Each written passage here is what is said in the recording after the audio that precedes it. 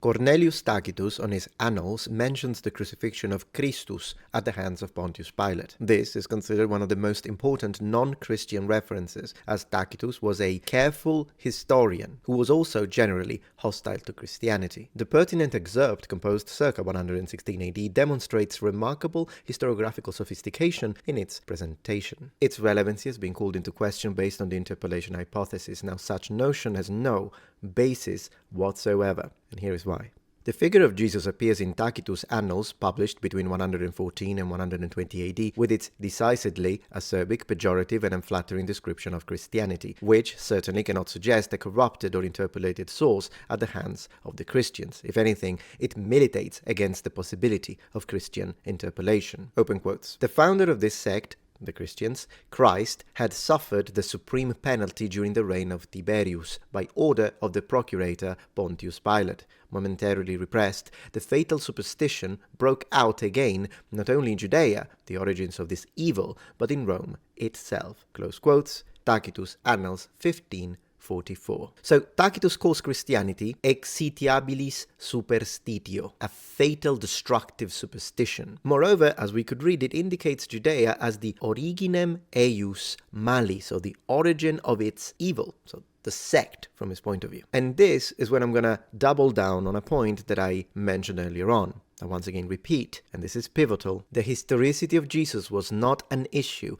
at any time during the first millennium, so there was simply no motivation for an alleged Christian scribe to insert a line in Tacitus' Annals attesting to the bare fact of Christ's existence and execution. Hence, to interpret it that way is a modernist and anachronistic take, and it's one of the reasons why we always have to apply metacognitive analysis and analytical approaches to the study of the ancient sources. Several characteristics make this reference significant for our historical analysis. First, the prosopographical details demonstrate remarkable accuracy. Tacitus correctly identifies the imperial reign. This granular administrative knowledge suggests access to official records rather than mere hearsay or Christian propaganda, which he would have not given any weight to, nor believed anyways. He hated Christians. All of this also points to proficiency in regards of the historian rather than incompetence, as incompetent would the historian be to just repeat hearsay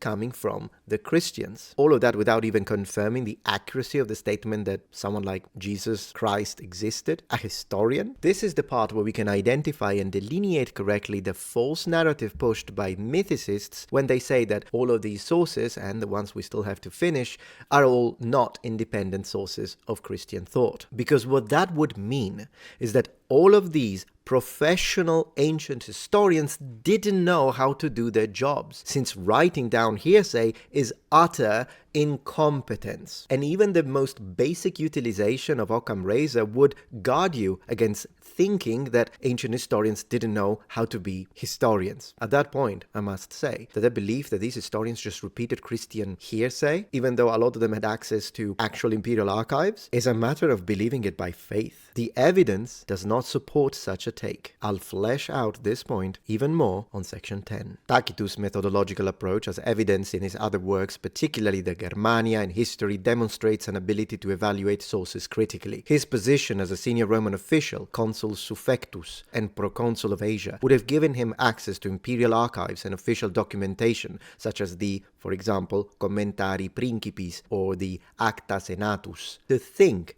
that he even needed to just repeat Christian propaganda about the historicity of Jesus is utter nonsense and does not take into account how good ancient historians were at their job. However, for consistency and honesty in our approach, various historiographical caveats warrant consideration. The manuscript tradition is relatively late, with the earliest copy dating to the 11th century, which creates a sort of temporal gap. Still, the passage's authenticity is generally accepted within serious scholarly consensus. And on that note, I would like to now read from Latin scholar Norma Miller about Tacitus' passage, open quotes. If stylistic criteria mean anything at all, the chapter was written either by Tacitus or by a very skillful imitator of his style. The digression of the author, the resumption of the main theme by igitur, the tone of exitiabilis superstitio, as well as the vocabulary and sentence structure, are most plausibly produced by the historian himself and not by a later interpolator. Close quotes. Worth of note also the passage's integration when it comes to the broader narrative about Nero's scapegoating of Christian during the fire of Rome of 64 AD, which also demonstrates organic compositional unity. Open quotes. Therefore, to scotch the rumor,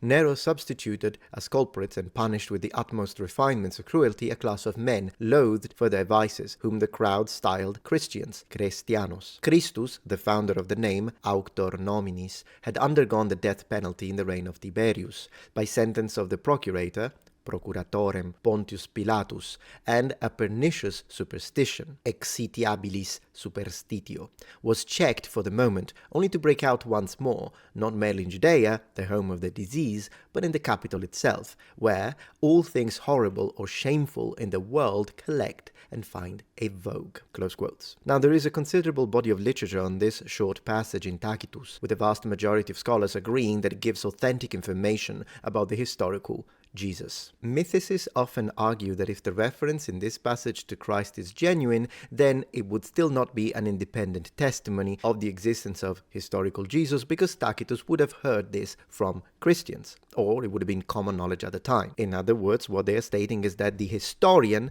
Tacitus is now just repeating Christian propaganda. Now, the problem with that is that Cornelius Tacitus is widely regarded as one of the greatest Roman historians by modern scholars. Ask anyone. A claim of incompetence on his end is unfathomable. And I can't believe I have to say this, but you're either one of the greatest historians ever, or you are incompetent writing stuff without even checking it, just because people say it. The two are mutually exclusive.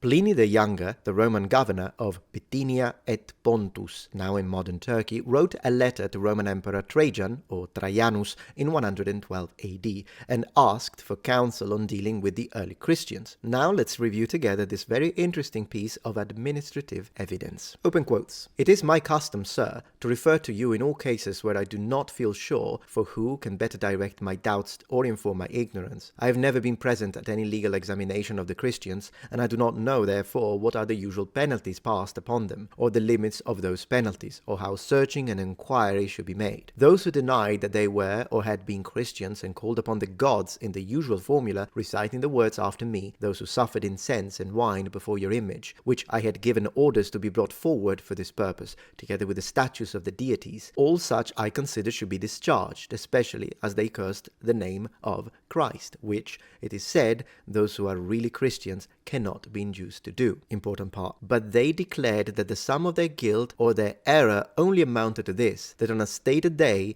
they had been accustomed to meet before daybreak and to recite a hymn among themselves to Christ, as though he were a god. Close quotes. Now, apart from the fact that I personally find this very intriguing because it tells us how early Christians met, so the meetings of early Christianity. But apart from that, there is a mention of Christ, and then he says, as though he were a god. Now, once again, this is an official, this is a governor, a professional, and he's writing a letter to the emperor, and he's just repeating hearsay from the Christians? Not to mention, I actually find it interesting that he says, as though he were a god, which kind of underlines the fact that, yeah, he doesn't believe that Jesus was a god, but he doesn't have a problem thinking that he's a man, or that he existed historically. He doesn't question that.